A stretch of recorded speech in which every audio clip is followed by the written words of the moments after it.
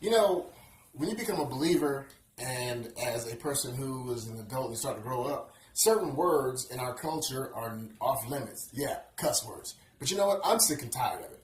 I'm sick and tired of what do you call it, censoring myself. I'm sick and tired of us Christians not being able to say the word.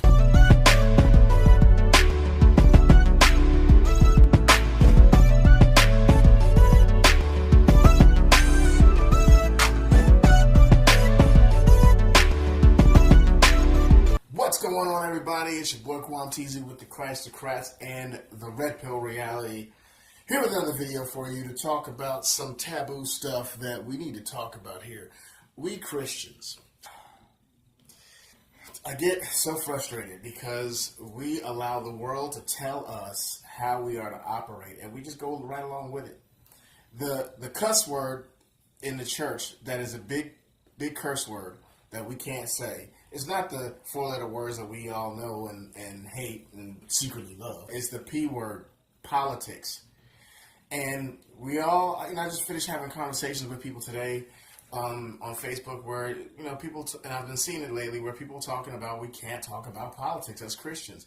And that baffles my mind. And I wonder where that comes from and why that is. You ever ask yourself why we shouldn't be talking about politics? Why we as believers shouldn't, why it's a taboo thing. And notice when people sell that to you as a Christian, they say we shouldn't be talking about politics in the church. Well, why? Well, why not? Because first of all, I'm going to tell you the reason why we should. The reason why we should is because politics is the main thing that affects the masses' lives. What is politics? What are politics? People think politics often is just like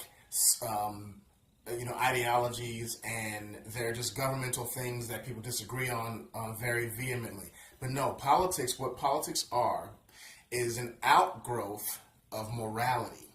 Yes, that's right.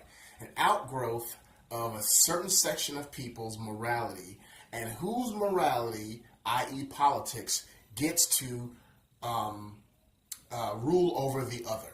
That is what politics is, and the fight thereof. So how does that play out? So what's one of the main, we'll just pick one out of the hat, one of the main issues in politics, let's say abortion, right? Now on one side, the politics of the left says that it is about women's autonomy over their own body. That's politics. According to some Christians, it shouldn't be talked about in church or in church circles. On another side, it says that no, that baby being growing in your womb is a human being and has rights by not only our Constitution but by God, and we have no right to murder that child before it even has a chance to live. But we shouldn't talk about that. According to these Christians, we shouldn't talk about it. Now, think about how detrimental that is. These are innocent people. We should believe, we're supposed to believe as Christians that these are innocent people that God has created. If the Bible says that He knew you before you were formed in your mother's womb. So if He knew you before you were formed in your mother's womb, that means that you were meant to be here. If you are, live through the pregnancy and actually get here, then God knew that you were going to do that. So that's by someone else, committing abortion, then that is putting yourself above God. That's telling that God wasn't doing right. So that it's just crazy, like how we can think that politics don't affect us, don't affect the church. Like the problem is that we don't want to drill down and figure out what it is that God actually says on these hot button issues. What does He actually say?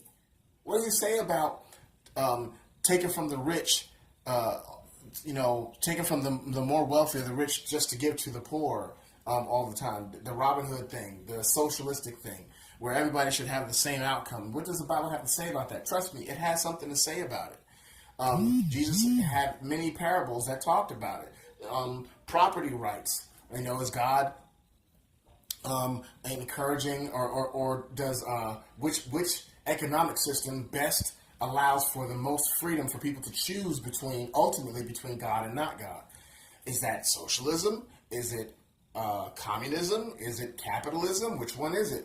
You better believe that the Bible has stuff to say about how we should react to politics. I mean, think about it. If the Bible has something to say about our eternal salvation, and in order to get to that eternal salvation, to make that choice, we go through a range of things in life that shape our opinions and shape our outlooks on life, which shapes our morality, which in turn shapes our politics.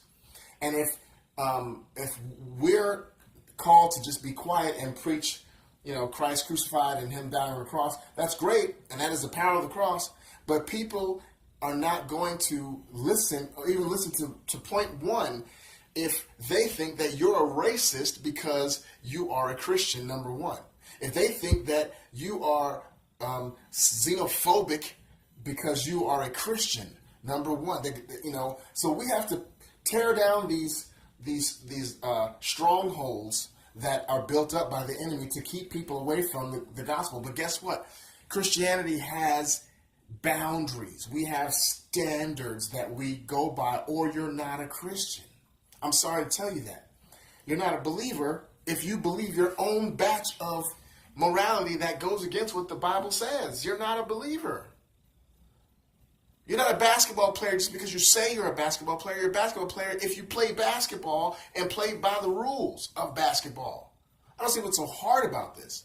So we got a lot of Christians. I got a lot of Christians out here, and I believe God is revealing this thing, where they are more concerned about their opinion, and their opinion has flipped in their mind, to being fact as opposed to what truth is. And I'm going to show you a couple things here, why this is important. We have people of influence who are turning from the faith because of politics.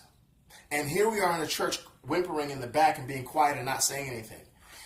You guys ever heard of that song, "You make beautiful things, you make beautiful things out of dust"? Like, that was a very popular song a couple of years ago, worship song, written by a group named Gungor. The head guy is named Mike Gungor. And because of politics, because he's become a liberal, and he created a song called White Jesus, where there's just this trend, and I'm going to do a video on it, where now the racism and the discriminatory attitudes have now flipped and are on white men. And the song is called White Jesus. I'm going to play a clip here for you. A song about white Jesus. It was on this last Liturgist podcast. And it's an absurd song, and people asked where they could get it, and you can't get it anywhere. It was on the podcast. Silly, silly song. White Jesus, why is your good news so bad? Why are your people so mad? Why do you need so many old white racists? Gather your cash, ooh, white Jesus. I know that Donald's your man. I know he carries your plan to purge all the non-white people, unless they got cash. White Jesus, how can you blame us for doubting Heavenly Father would burn us, for doubting a Heavenly Father would burn us, unless, of course, we believe in white Republican Jesus.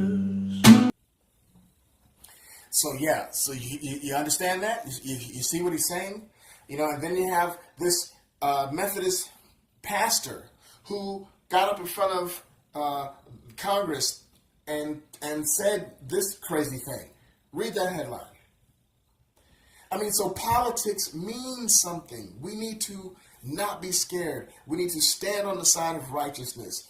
Find out what the Bible says about these things, and don't be afraid to speak it out. Now, you don't be obnoxious and get in arguments with fools, but you've got to be able to understand that God has something to say about everything we deal with. And this is what will bring people to Christ. That is the number one point to it all. But we have to preach Jesus, but we also have to deal with what people are thinking and going through and the obstacles that are stopping them from hearing about the love of Christ. Because again, if they think that Christianity is all about being mean and judgmental and we're homophobic, and so that stops them from even coming in the door. And how do we not be seeker sensitive, but at the same time let them know that we love them? Cy Rogers came to church this morning and said it perfectly. That we are able to, we're called to lift up a standard and let people know that there's grace for you to come as you are, but you don't get to stay as you are. And that's the problem in the church. So I just wanted to talk about that real quick. I got another video I'm going to do about the whole Brett Kavanaugh thing. This is crazy what's going on. But yeah, I said the P word, politics. You can say it. You can say it too. Let's talk about it. Let's know what we're talking about, know the history of the country, and understand where God fits in all of that and what his solutions are. If we're about solutions, we've got to be able to bring solutions to the politics of the day. Love God, hate sin. Remember, we're not left, we're not right, but we're up.